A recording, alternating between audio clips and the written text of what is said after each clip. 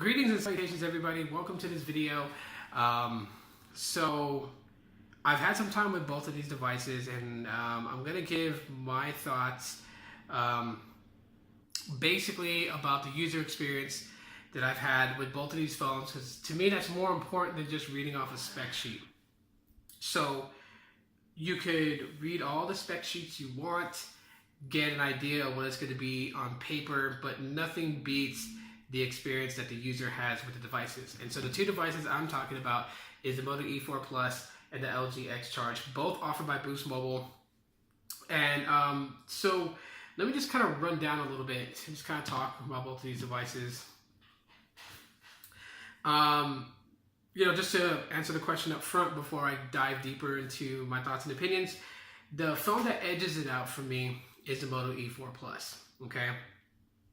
And well, basically the reason for that is there are things that the Moto E4 Plus does that slightly edges over the X Charge. Now, as comparison wise, it's slightly edging, okay? It's not a far gap in between.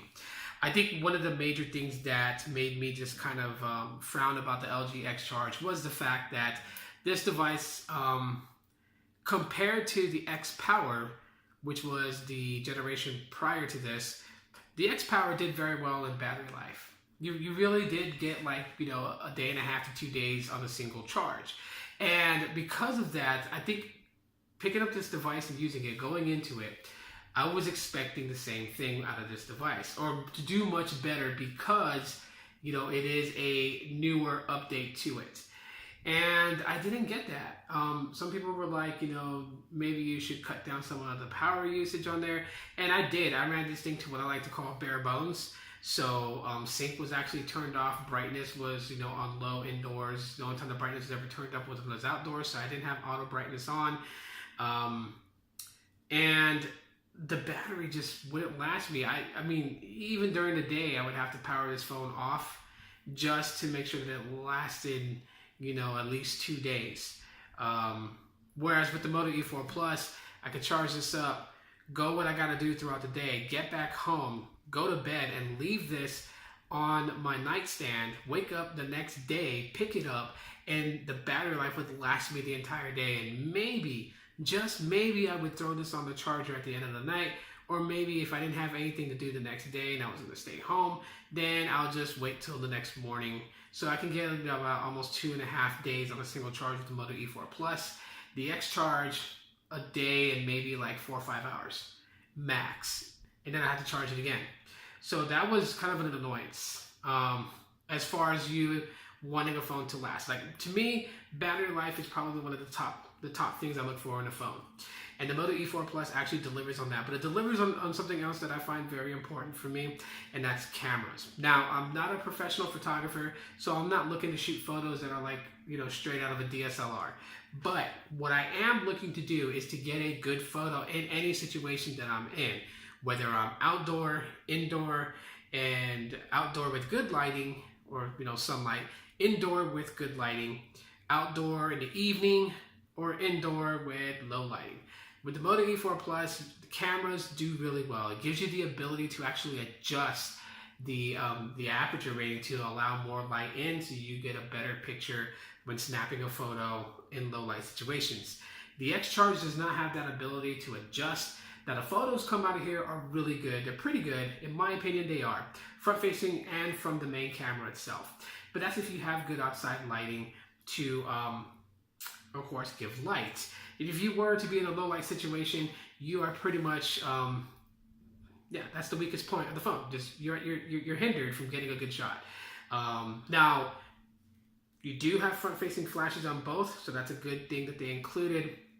I honestly think most smartphones today should incorporate a front-facing flash. If two mid-range budget devices can do it, by godly, flagships should be able to do it too. I don't know why they don't, but they should.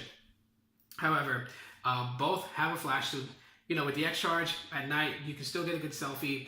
You're just gonna have to get blinded for 2 or 3 seconds for the flash to just, do its thing. And the same with the Moto E4 Plus. But the advantage the Moto E4 Plus has over the X Charge is that it can adjust in camera mode for low lighting. So As far as performance-wise, both phones did absolutely well for what they are and for their price range. So playing certain games, I had no problems at all. Yeah, there were some skip frames in the gaming, but I mean, that's to be expected from, you know, these two devices that run basically mid-range specs. They're not flagship devices. Anything that was like graphically intense and something that just ran a bunch of memory off of it, and then you would start to see why these are mid-rangers, as you know, there would be some stutter, some lag, and even occasional like major drop frame rate here and there. But I mean, that's with graphically intense games, and you really have to be like using the phone at full capacity. So I'm talking about playing a game and having a lot of things running in background. One thing I thought that was absolutely dope about the LG X Charge is the fact that when you are playing a game, it has a smart mode that basically runs itself in a, you know, gaming mode. So it basically utilizes the battery and the processing power, because you're playing a game on it, to pretty much cut back on some of the background processes that it's doing to allow the game rate to be as good as it can be on the X Charge. The Moto E4 Plus lacks that, doesn't even have a smart feature like that, but hey, that's okay. Didn't bother me too much. The Moto E4 Plus has the Fingerprint Reader, and that's at the bottom. I did see rumors that the Moto E5 is going to have nearly the same specs as the Moto E4 and the E4 Plus, but with the Fingerprint Reader on the back where the Moto logo is at. The X Charge does not have biometric reading for security, so you use basically pattern, PIN, or password, and which is not a big deal. It's not a make or break. Either way, you know, phones are secured. The phones will be secured. It just one has a really quick, easy way just to unlock it. So, the screens on both of these phones, they're, you know, they are good for what they are. The X Charge has a pretty nice, okay screen. Honestly, though, the X Charge does a little bit better with outside sunlight. The Moto E4 Plus, I was cranking the brightness all the way up to 100% when I was outside to be able to visibly see the screen. On the X Charge, I would have to bring it up to about 50%. So screen-wise, the X Charge does pretty good with outdoor lighting, kind of, you know, affecting the screen and how things are visibly looked at. Whereas on the E4 Plus, you really had to up the brightness. But obviously, this phone has a 5,000 milliamp hour battery, so doing so and you'll be okay. It's not something that's going to be like a major hindrance. But I did kind of find it, you know, just kind of strange how one screen was able to do better with outdoor lighting than the other one, considering some of the things that the other one had. Pricing is not bad for either one. I mean, the Moto E4 Plus, I think it was $69.99 at Best Buy. It's now $79.99 at Best Buy. And the X Charge, I think one of the cheapest places you can pick it up is at Walmart for $89. So right now at Walmart, I believe the LG Tribute Dynasty is $79. Yeah, $79.99. The X Charge is $89.99, and the Stylus 3 is $99.99. So definitely something, if you're a fan of LG and you want to grab any one of those devices, you definitely want to go to Walmart and actually try and look in that, you know, that way, because they got pretty good sales and pretty good deals going on right now with it. So yeah. Now the last thing that I think, like, you know, the X Charge does edge over the Moto E4 Plus, and this is subjective also. This has to do with customizing your device. So the Moto E4 Plus pretty much runs like a stock version of Android. So you have basically, you have your home display, you swipe up for your app drawer, and you swipe off for your Google Now cards. Of course, you guys can't see it because of the brightness.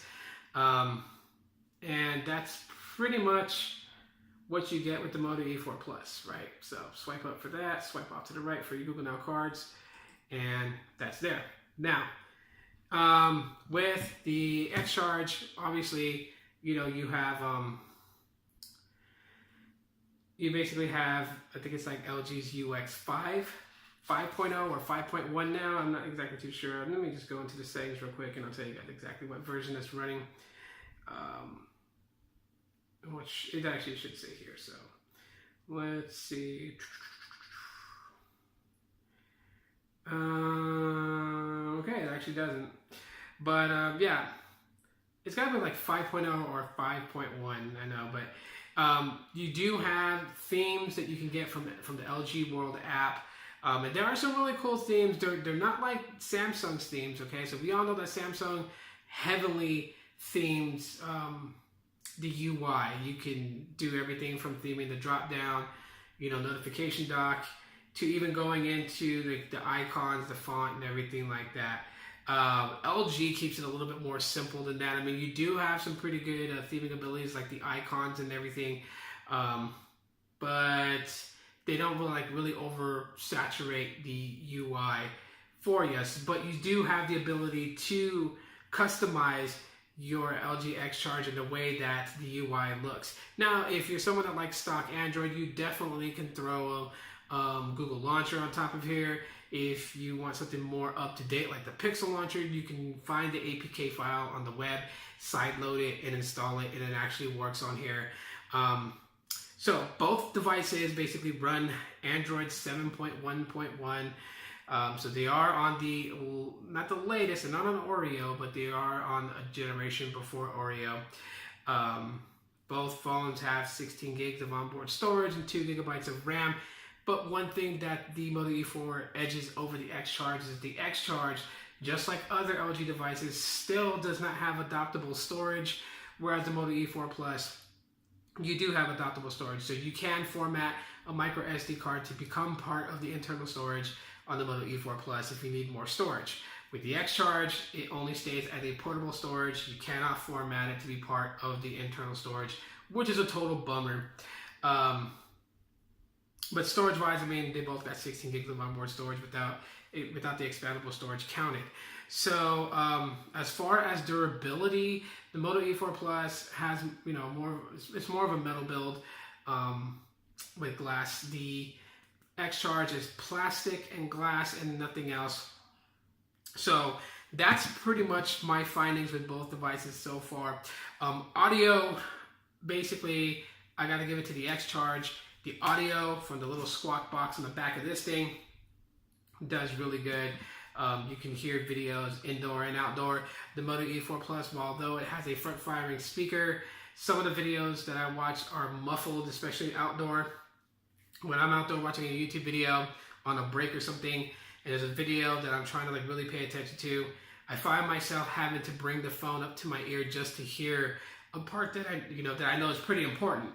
So it goes to show everybody out there who likes to talk about they wish every phone had a front-firing speaker. Just because it has a front-firing speaker doesn't mean it's going to be loud, as the Moto E4 Plus is more quieter than the X Charge that has a squawk box in the back that everyone complains about. So there you have it. Doesn't matter if the speaker is in the front or the back. This matters just on how loud it is. Now, the X Charge audio, though, is not one that you would say is phenomenally good. Okay, so at really high volumes, you will hear some distortion in it. So I would definitely recommend not running it any higher than 90% volume. Whereas with the Moto E4 Plus, it does fairly well. Still not, not a lot of, depth and bass or a lot of, high amounts of treble. But at high volumes, you don't hear distortion unless the video has distortion in the audio already. But from high volumes, no distortion from it. All in all, really, I gotta say, I mean, it's totally subjective. These are just my opinions about it. However, at the end of the day, they're both pretty good pickups. It's just depending on which one you want to rock with, LG or Motorola. Whether you have to have a fingerprint reader or not. And, just the minor things like customization and those types of things play a factor in it. But for me, at the end of the day, the Moto E4 Plus edges the LG X Charge by a small margin, and that's only just to some minor features that the Moto E4 does well on compared to the LG X Charge. So if you guys want to know anything else, I'll be making a second part review here in the next couple of weeks to just really kind of dive down deep between both these phones as I'm switching off between using them and getting to learn more new things about them. So as I learn those things, I will share with you on how they've impacted me as a consumer. And if you guys enjoyed this video, you guys can drop me a like to let me know. First time checking out my channel, subscribe. I really would appreciate that. And yeah, leave your questions in the comment section of this video. I'll answer them if they're quick ones. If there's something that I want to save for the video, just know that I will answer it in a part 2 come in a couple of weeks. So anyways, guys, thanks for watching this video. I'm going to go to bed because I'm tired. You guys should too. So aloha. Good night.